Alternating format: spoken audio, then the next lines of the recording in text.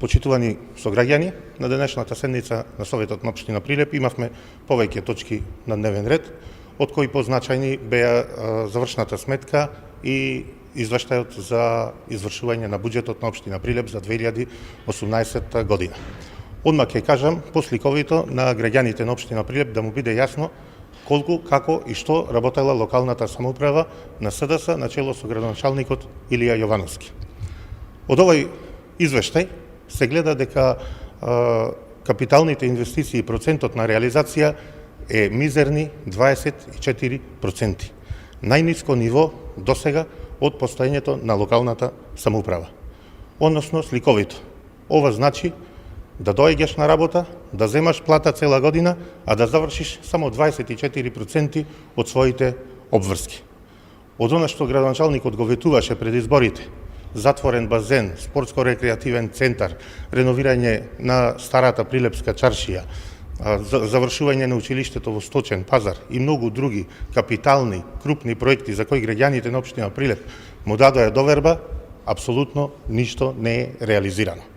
Она што го реализираше Јовановски и неговата локална самоуправа во изминатата 2018 година е лага за тоа што го вети пред изборите, а вети 20% пониски сметки за вода.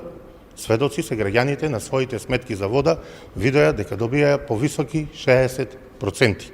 Односно, граѓаните на општина Прилеп скапо ја плаќаат лагата на градоначалникот Илија Јовановски за пониски сметки за вода, за кои на изборите му ја дадоа нивната доверба.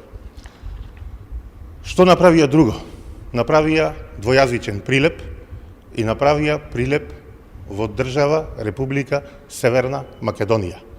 За 2 години централна власт и не цели 2 години локална власт, оваа власт не направи ништо друго, ја обезличи државата, донесе пустош во Прилеп и стори само едно нешто. Непотизам на секој чекор. Си ги вработуваат своите роднини, сопрузи, ќерки, внуци, фамилиите до 9-то колено.